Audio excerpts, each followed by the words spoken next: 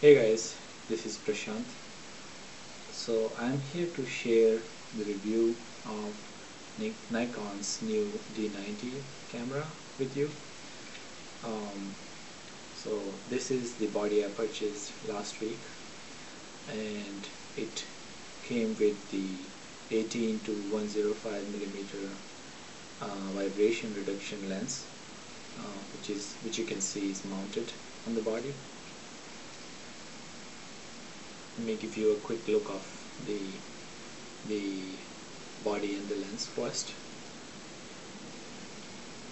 And there's a top LCD panel which gives you a quick preview of all the settings.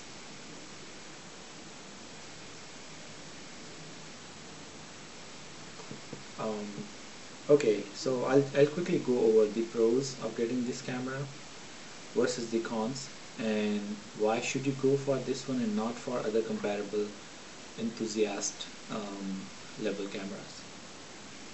The pros, I think, of this camera are its sensor resolution, first of all, which is about 12.3 megapixels. And one great thing that you can be proud of about this sensor is that it's the same sensor which is used in the Nikon D300 camera, which means very high ISO performance, and meaning you can use it in low light conditions with much better results as compared to other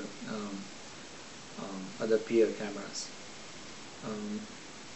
So that's a very good reason in itself to get this camera. The second is Nikon introduced the HD movie mode in consumer SLRs with this model, meaning that you can take high definition digital movies up to 24 frames per second with the 720 pixel vertical resolution, which is technically high definition, and you can get amazing clarity. Plus you get the bonus that you can use all the Nikon lenses and get the almost movie-like effects like shallow depth of field. You can blur the backgrounds, you can switch focus during the movie, and get highly detailed and contrasty images. So there's also the live view, which Nikon introduced in mid-range SLRs with this model, and I'll give you a brief demonstration of that quickly. And what that means is you can actually preview the shot in a large high contrast LCD display in cases when you cannot or you do not want to look through the optical viewfinder, and this is how you enable that mode.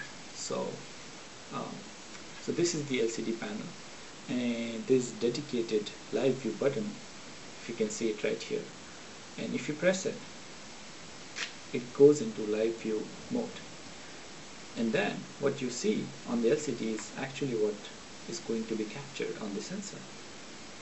It's pretty amazing. In fact, the movie mode is linked to the live view mode in the sense that when you press the OK button now, it starts to record a movie, and then you can change the focus and aperture and all those things live during the movie. And I'll press OK again to stop the recording.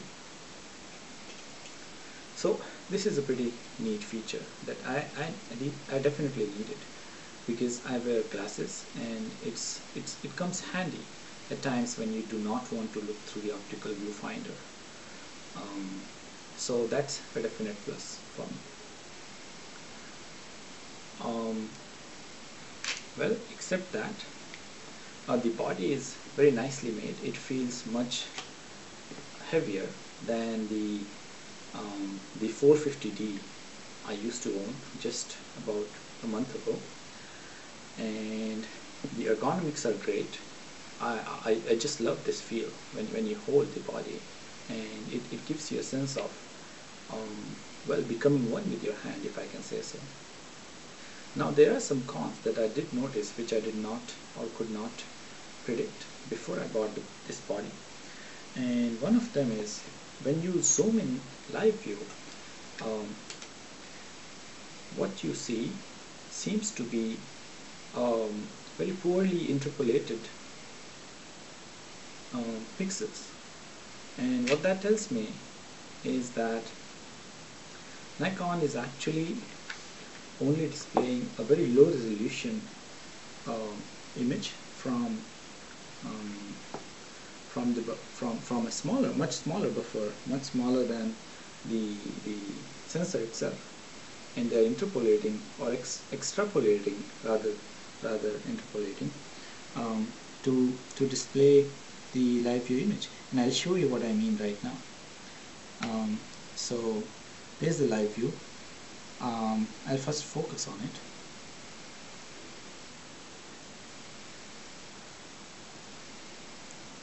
There you go. Now it's focused. So now what I'm gonna do, I'm gonna zoom in into the live view. So far so good. Now, okay, now is when we start to notice the blockiness or the interpolation. Right on the edges. It's very hard to see on the video, but if you look closely, this image is interpolated from a low resolution buffer. Now this is not a problem if you just use live view to plan your shot, but it can be a problem if you want to confirm the focusing accuracy using the live view display. And just to mention, in the Rebel XSI that I had, this live view was, or it actually looked correct to what would be recorded on the sensor, meaning it was there were no artifacts or no pixelations when I zoomed in the live view, all the way up to 10x zoom. So that's one thing that I really miss on the Canon, and I hope Nikon will release a firmware update which will fix this problem. I did make them aware of this, and perhaps it's not a big deal to many, but but if you can get a better live view in a cheaper camera like Canon's XSI, then I would really like to have it on this one also. So besides that, I would say it's a great body, and it lets you take your creativity to higher limits. You can take movies also, and I love this camera, and I'll put some links towards the end of this clip so you can go and check out the sample photos and some videos that I created using this amazing body. So thank you for watching, and I hope you leave some comments so I can improve on the reviews and the method in future. Thanks a lot. Bye bye.